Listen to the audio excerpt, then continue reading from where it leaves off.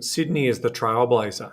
And if I can remember correctly, I think it was 2016-17, where for the first time in both Melbourne and also Brisbane, we were building, or we had approved, more units than houses. And so we saw that as potentially being the trend, because there's no doubt in terms of fundamental economics, we call it the substitution effect. Okay, and that is when something does get too expensive, i.e., bananas are very, very expensive, we'll substitute for an apple.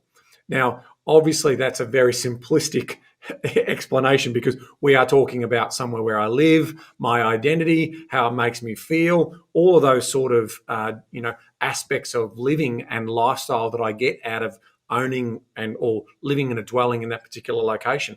But Sydney is our litmus test. It's actually still performed far better than both the Brisbane markets and also the Melbourne market. So when you do then start thinking about the Adelaides and those type of things, you really want to be sort of thinking about villa with a bit of dirt, townhouse, and obviously freestanding or duplex type dwelling, and not get caught up in that risky place. Because, the only place I've seen reasonable returns, to your point, Eliza, has been Sydney.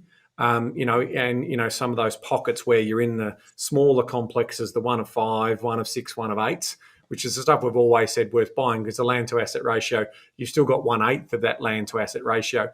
And I was in Sydney over the weekend for a friend's birthday, and walking around Freshwater and Manly and all those areas, we're starting to see some of those sort of smaller complexes now get development approvals to go to 6 stories rather than 2 stories or 3 stories.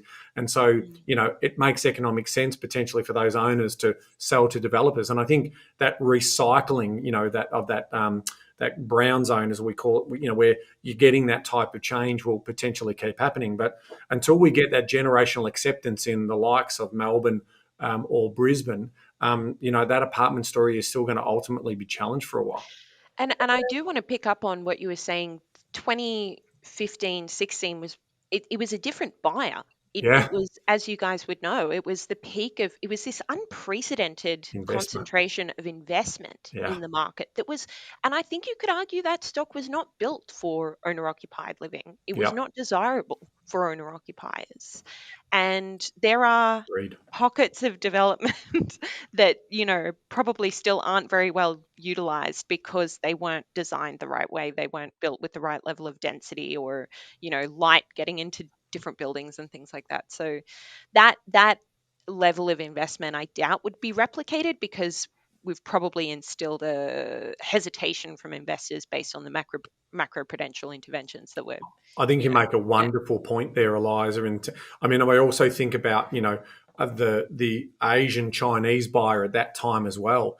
That sort of Legoland type building is very accepted, and that super high density living in locations, obviously like Shanghai, Beijing, wherever you're Guangzhou, all of those centres are so it wasn't really different for them.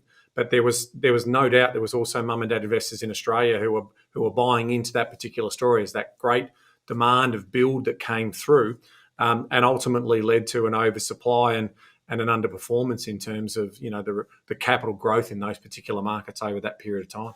And for the avoidance of doubt in my thinking, medium and high density is still off the radar. It's just that lower Yeah, density in the locations where people are literally going to go, well, I still want to be around here, so I'm going to get the lowest density I possibly can with my budget. And I feel like there's maybe an opportunity there. So thank you for your feedback there.